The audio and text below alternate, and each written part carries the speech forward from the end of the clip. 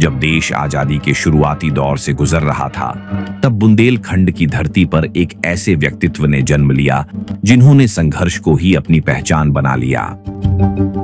हम बात कर रहे हैं स्वर्गीय मनसुख लाल जी की, जिनका जन्म 29 जून 1948 को उत्तर प्रदेश के जालौन जिले की माधवगढ़ तहसील के मजीठ ग्राम में हुआ। माता दूजा और पिता घमंडी के परिवार में जन्मे मनसुख लाल जी अत्यंत गरीब अनुसूचित जाति परिवार से थे। परिवार इतना साधारण था कि कई बार 2 वक्त की रोटी जुटाना भी कठिन हो जाता था। उस दौर में समाज में जातिवाद और छुआछूत गहरी जड़ें जमाए हुए थे। शिक्षा सबके लिए समान नहीं थी, लेकिन उनके पिता ने कठिन परिस्थितियों के बीच यह ठान लिया कि उनका सबसे छोटा बेटा पढ़ेगा और आगे बढ़ेगा। यहीं से शुरू हुई मनसुख लाल जी की संघर्ष यात्रा। गांव से निकलकर उन्होंने उरई, झांसी और कानपुर तक शिक्षा का सफर तय किया। कानपुर के VSSD कॉलेज से स्नातक की शिक्षा प्राप्त की। जीवन यापन के लिए उन्होंने दैनिक मजदूरी की, HBTI और जनगणना जैसे कार्यों में योगदान दिया।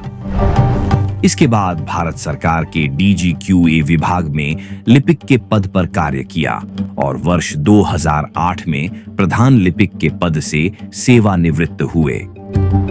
लेकिन उनकी पहचान केवल एक सरकारी कर्मचारी की नहीं थी। उन्होंने अपना जीवन समाज के वंचित, शोषित और जरूरतमंद लोगों के अधिकारों के लिए समर्पित कर दिया। सामाजिक जागरूकता और बदलाव के लिए उन्होंने कई गैर राजनीतिक संगठनों का निर्माण किया। बाद में छावनी कर्मचारियों के हितों के लिए भारतीय कैंटोनमेंट बोर्ड महासंघ की स्थापना की। राजनीतिक भागीदारी को मजबूत करने के उद्देश्य से उन्होंने वर्ष 2011 में बहुजन पार्टी के पंजीकरण की पहल की। उनके अथक प्रयासों से वर्ष 2012 में भारत निर्वाचन आयोग द्वारा पार्टी पंजीकृत हुई। लगातार संघर्ष और समाज सेवा के बीच उनका स्वास्थ्य गंभीर रूप से प्रभावित हुआ। अंततः 10 मई 2013 को सुबह 8:26 पर उन्होंने अंतिम सांस ली। मनसुख लाल जी चले गए, लेकिन उनके विचार, उनका संघर्ष और सामाजिक न्याय का उनका सपना आज भी जीवित है।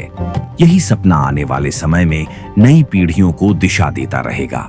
और इसी क्रम में वर्ष 2027 में उत्तर प्रदेश में होने वाले विधानसभा चुनाव में बहुजन पार्टी अपनी हिस्सेदारी तय करने जा रही है, जिसका चुनाव चिन्ह खिड़की है।